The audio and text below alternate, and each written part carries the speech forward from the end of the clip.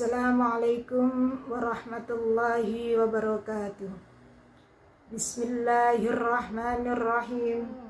Alhamdulillahilladzi an'amana bi ni'matil imani wal islam. Wa nusalli wa nusallimu ala khairil anami sayyidina Muhammadin wa ala alihi wa sahbihi ajmain, amma ba'du.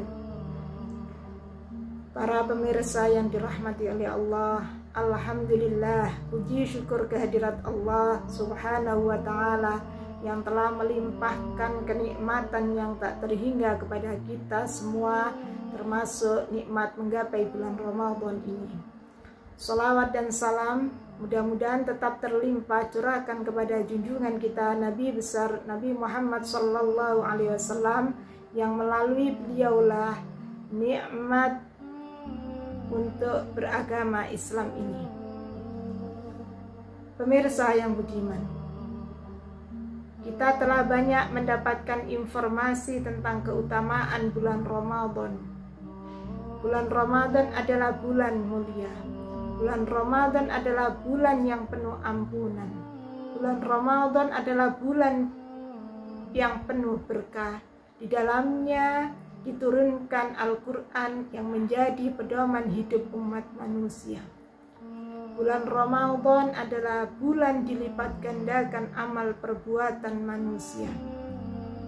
Karena itu di bulan Ramadan muslimin dan muslimat berlomba-lomba untuk beramal soleh, beramal kebajikan, baik dalam bentuk ibadah yang bersifat vertikal, yaitu yang berhubungan dengan Allah subhanahu wa ta'ala sebagai sang khalik pencipta alam semesta ini, maupun dalam bentuk horizontal yang berkaitan dengan hubungan kemanusiaan, dengan melalui infak, sedekah, atau memberi makan orang yang berpuasa. Kita ketahui bahwa orang yang memberi makan orang yang berpuasa maka akan mendapatkan pahala sebagaimana orang yang berpuasa tersebut, namun tidak mengurangi pahala orang yang berpuasa tersebut. Karena itu, agar amal perbuatan kita ini bisa diterima oleh Allah Subhanahu wa ta'ala, ada 3 syarat, yaitu pertama, keimanan. Ada banyak ayat Al-Quran yang menjelaskan bahwa keimanan menjadi syarat diterimanya amal perbuatan manusia. Di antaranya surat Al-Anbiya ayat 94 yang berbunyi, A'udzu billahi minasyaitonir rajim, faman ya'mal minas solihati wa huwa mu'minun fala kufrana lisa'yihi wa inna lahu katibun. Maka barang siapa yang beramal soleh atau beramal kebajikan, wa huwa mu'minun, sedangkan ia mukmin, fala kufrana lisa'yihi, maka usahanya tidak akan diingkari atau disia-siakan, wa inna lahu katibun, dan sesungguhnya kami pasti mencatatnya untuknya. Pemirsa yang dirahmati oleh Allah, ayat itu menjadi dasar bahwa keimanan menjadi syarat diterimanya amal perbuatan.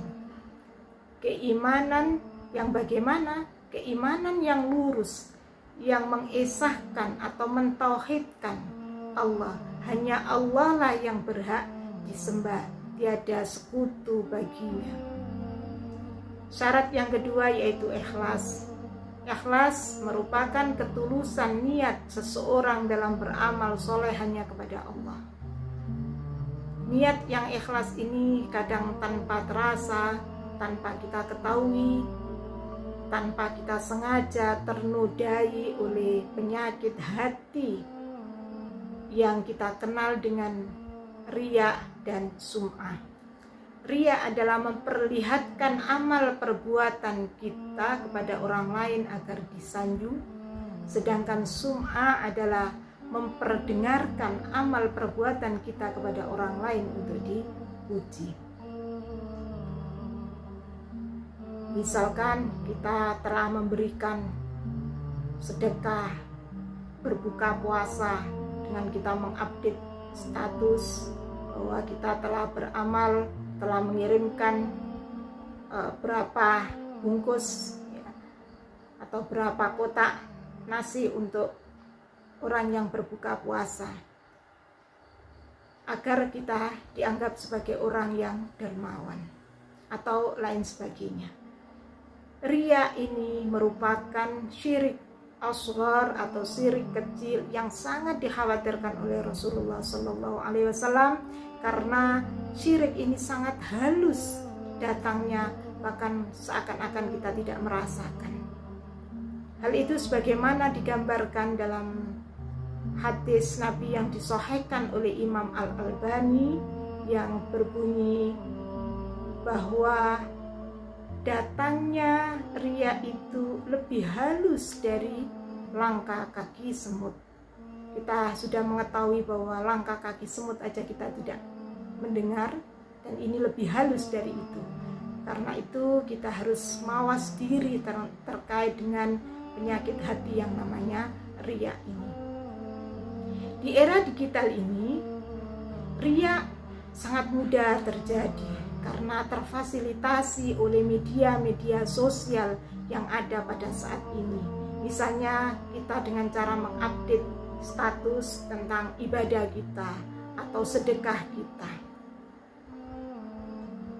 Update status itu bisa bermakna positif atau memberikan makna positif, yaitu untuk memotivasi orang lain agar beribadah atau bersedekah sebagaimana yang kita update tersebut.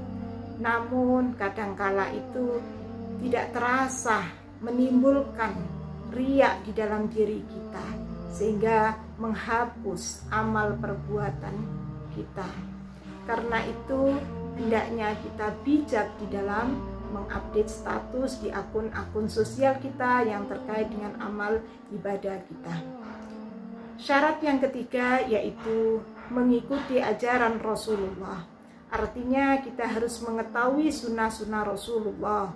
Hal itu berarti kita harus berilmu, kita harus mengetahui hakikat dari apa yang kita lakukan. Itulah 3 syarat agar amal perbuatan kita diterima oleh Allah Subhanahu wa Ta'ala. Amal perbuatan yang sia-sia itu digambarkan di dalam ayat suci Al-Quran, di dalam surat Al-Furqan ayat 23 yang berbunyi A'udzubillahi minasyaitonirrajim wa qadimna ila ma 'amilu min 'amalin faja'alnahu haba'an manthura. Dan kami perlihatkan amal perbuatan mereka, kemudian kami jadikan amal itu bagaikan debu yang berterbangan. Kita sudah sangat maklum bahwa debu yang berterbangan tidak bisa kita ambil manfaatnya sedikit pun. Demikian juga ketika amal perbuatan kita tidak diterima oleh Allah, maka kita tidak bisa mendapatkan manfaat dari amal itu. Karena itu hendaknya kita bermawas diri, kita menata diri bagaimana amal perbuatan itu bisa diterima, yaitu dengan 3 syarat tersebut.